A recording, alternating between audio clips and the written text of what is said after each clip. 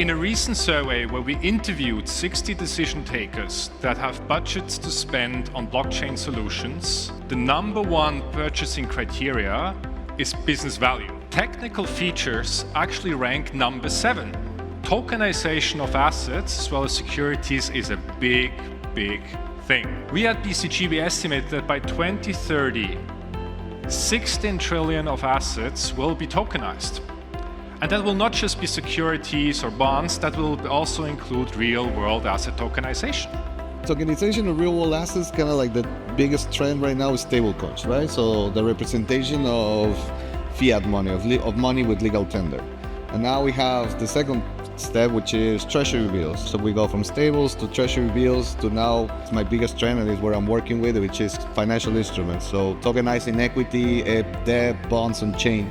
Often we invest in things like art, cars, watches, wine, because of like the monetary incentives to grow our portfolio and like increase the return on investment. Through the tokenization of such passion investments, we can really unlock their intrinsic value without having to resell the whole asset. I think it's probably looking at real estate and real infrastructure. I think that's probably where the biggest opportunity lies, both in terms of a total accessible market.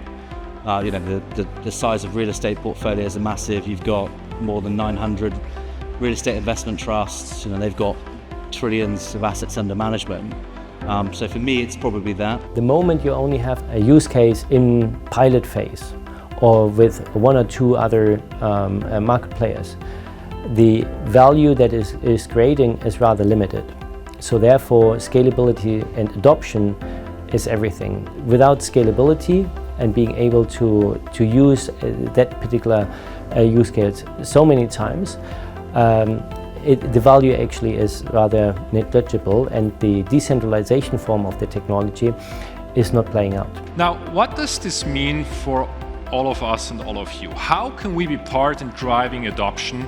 It is really around answering 4 key questions. The first question is, does it matter?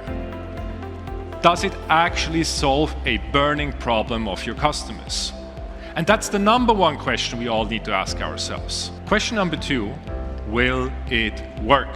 83% of unicorns have actually stuck to the original product vision that they had.